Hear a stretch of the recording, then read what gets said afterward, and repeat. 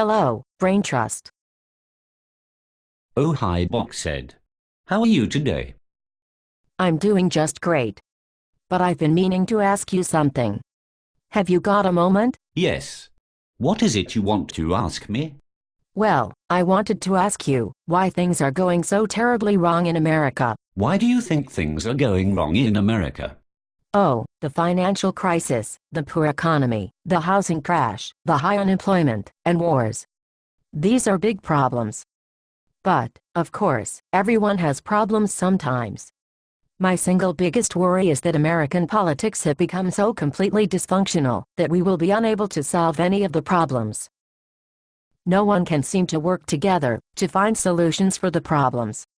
Polarization dominates the political process, so that only the most extreme proposals and the most extreme candidates get put forward.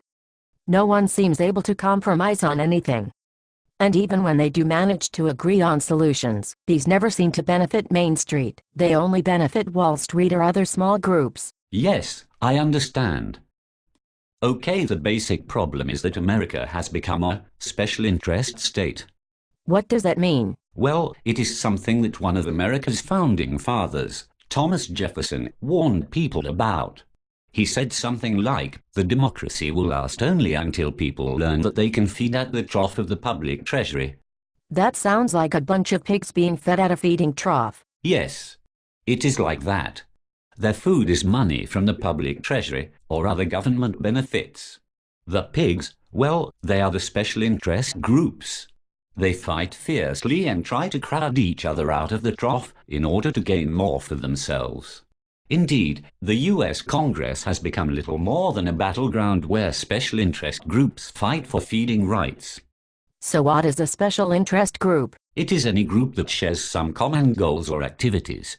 Of course, this would not be a problem if these groups represented very large majority groups, because then there would be broad political agreement. The problem is instead that almost all these groups are relatively small minorities. And when I say minority groups, I mean groups that do not possess a majority of votes, not the common misuse of the term minority, which instead has been distorted to mean ethnic or racial group. Being a minority group simply means not having a majority of the voting power. Well, I thought that the lobbyists and the big campaign donors might be the main reason for the special interest groups. Why shouldn't we just outlaw these people's activities? Oh no. The lobbyists and the big donors are not the problem. They are merely the symptoms. You cannot cure a disease by treating its symptoms. The disease is that legislators can pass laws which favor or punish special interest groups. And having this power, they will always use it unless prevented from doing so. So how can we stop legislators from favoring special interest groups? There is really only one way. Only a constitutional amendment that puts real teeth into the idea of equality under the law will work. This would lead us to what I call a non-discriminatory state as a preferred successor to the failing special interest state. I thought that we were already supposed to be all equal under the law. Yes and no. That is supposed to be true. But what it really means is that after a law is passed, it then applies equally to everyone in its enforcement. You have probably also heard the phrase, justice is blind. This means that everyone is supposed to be treated equally in the courts, where the laws are interpreted. Neither of these ideas represents the sort of equality that is required. What is needed is for laws to apply equally to all citizens when those laws are formulated. Let me give you an example. Consider a law which imposes a tax on the operators of tanning salons. This law supposedly applies to everyone in America, so there is in theory equality under the law. However, the law itself discriminates against a particular minority, the tanning salon operators. On the other hand, if you happen to be a farmer, under other farm subsidy laws, you may be entitled to receive payments, so this is a form of discrimination that would reward, instead of punish, the target minority. Let me give you yet another example. Consider these two statements. 1. Rich persons should pay a high income tax rate because they don't need the money. 2. The American Indians should pay a rent tax because they get to live on government-granted reservations. One of these two statements would hardly raise an eyebrow, while the other would be seen as discriminatory almost to the point of racism. Yet there basically is no difference between them. They are simply discriminating against different minorities. Do you see any difference between these two statements? Well, I thought that one of them seems good and the other seems bad. Okay. But do you realize that if I asked the same question 120 years ago, the good and the bad might completely switch roles and be the reverse? Back then there was no income tax, and the American Indians were hated by many people. It's not about what is good or bad, it is all about which minorities are currently in favor or out of favor. Our lawmakers can always find the political support to cut out unpopular minority groups for extra taxes and to include popular minority groups for extra benefits. Popular minorities might include servicemen or veterans, disabled persons, poor persons, old persons, ethnic minorities, teachers, unemployed persons, green energy producers, and so on. Unpopular minorities might include rich people, factory operators, tanning salon operators, oil company and bank executives, lobbyists, business owners, CEOs, lawyers, and so on. These relativities in popularity allow what is simply government-sponsored discrimination, carried out through legislation. So, you think it is discrimination when the government sends a welfare check to a poor person? Yes, I do. I think that a government should treat every one of its citizens in exactly the same fashion. That seems rather cold-blooded. Shouldn't the government have some empathy for poor people? How would you handle the problem of poverty? There is always a solution which does not cut out certain minorities for special treatment, be they popular or unpopular. For example, if it seems that providing money directly to people is a good way of combating poverty, then a true non-discriminatory government would send a check for this minimum poverty level amount to every citizen. Think of how simple that is. Expensive though. How would we pay for all that? How do we pay for it now? We pay through taxes, of course. We would simply levy enough tax upon ourselves. And that means all of us, to pay for the programs we create. What about food stamps? Would you have people go hungry? Well, again, I would say that if this is the right approach, let us issue the chosen amount of food stamps to every citizen. Let them choose whether to use the stamps themselves or to give them to someone less fortunate than themselves. Isn't it also too expensive? It's only as expensive as we choose to make it.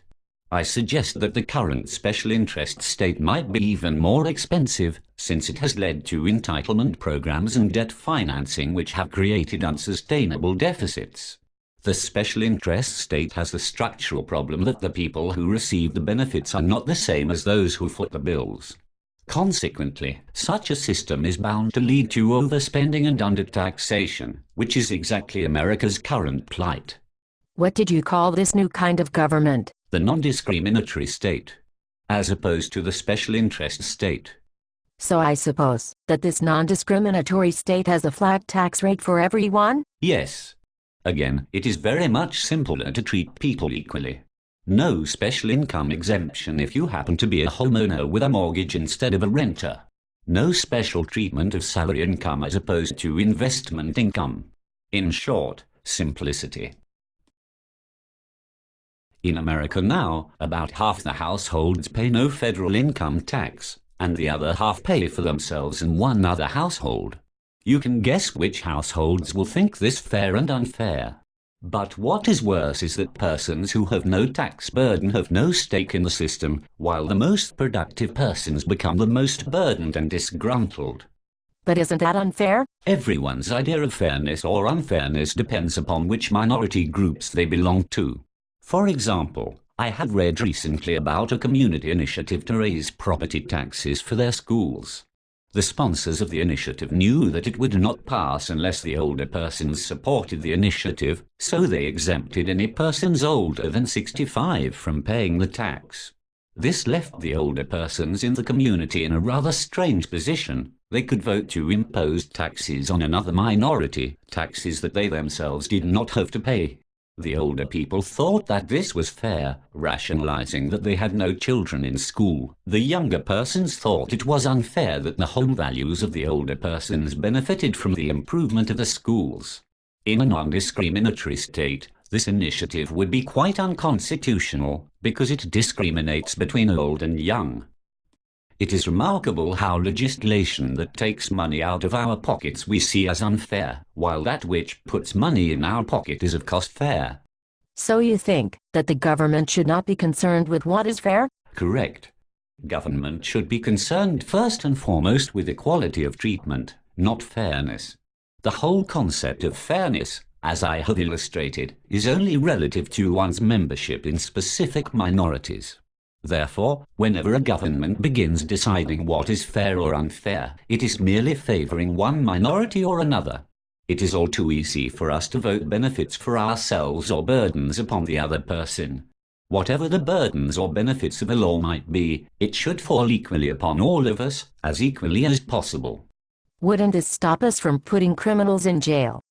After all, we would be discriminating against them, wouldn't we? No. You must understand more completely what discrimination actually is and what it is not. Discrimination is treating a person differently according to what I would call existential characteristics. These are the characteristics of a person which cannot be easily changed through that person's choices. For example, a person might be bald. This is an existential characteristic which cannot easily be changed by that person. It would therefore be improper for a non-discriminatory state to create a law which carved out bald people for special treatment. On the other hand, a person might have just robbed a bank. This is not an existential characteristic, it is a behavior. Treating different behaviors in different ways is not discrimination. Of course, there may be some grey areas between what is behavior and what is an existential characteristic, but this is why we have a Supreme Court available to help us sort those issues out. Well, what you have been talking about, making a transition from the special interest state to the non-discriminatory state, seems like a massive undertaking for America. It would involve reworking almost every entitlement system, all the tax codes, and many of the existing laws. It would cause enormous change and disruption. And I doubt you would get much support for these changes, because they do not seem politically correct. It is my humble opinion that America has enormous change and disruption coming to it regardless. I think that it is easy to see that the current special interest state is now in the process of collapsing under its own weight. This means that some new system will inevitably succeed it. The big question is whether such change will occur peaceably or not. In my opinion, only the non-discriminatory state offers any hope of a peaceful transition to a better America, and so I think that it is the preferred successor state.